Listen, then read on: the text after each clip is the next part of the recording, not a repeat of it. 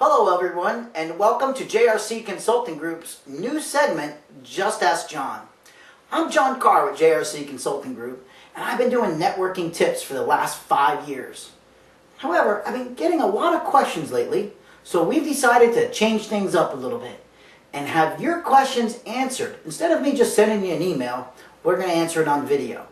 And by the way, if we post your video, you're going to be winning a great prize from JRC Consulting Group as well.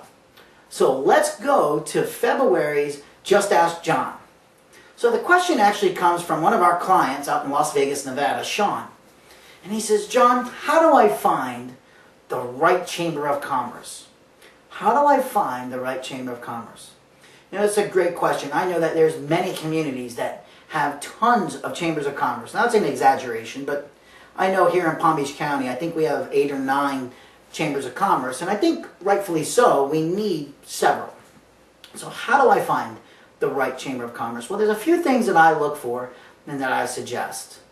The first thing I look for, and I think the most important part of it, is the chamber staff. How do they treat me when I come in as a visitor? Do I feel welcomed? And how do they respond to my questions and my concerns about becoming a chamber member? That's very important. The second thing I like to do is I will actually look in their membership directory, and I may call 1 or 2 people that are members and ask them for feedback on how well they perceived that chamber and what they got out of the chamber, if anything. You know, it's kind of like doing a reference check on a business. I want to know how they're doing. So that's a very important part as far as when I look at, you know, which chamber am I going to join? How does the staff treat me? Are they really delivering on the promises? I know there's some chambers out there, they'll promise you the world. Then once you become a member, you don't hear from them again. So I don't want to be involved in that kind of chamber. The second thing is I look at the demographic and the market that I'm looking to grow in. So for example, if I'm trying to grow in a certain part of my county, then I may join that particular chamber that covers the demographics of that county. Now, it's not always so important, believe it or not, in the fact that what businesses are in there. It's partially important, but it's also important with which demographic of the geographical area do I want to grow in. That's more important to me. So, for example, if I want to grow in a certain area, I will make sure, let's just say Atlanta, Georgia, as an example. Now, Atlanta is pretty big.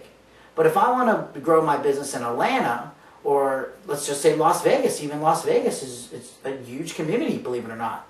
So you may want to look to see which chambers are going to be best for you.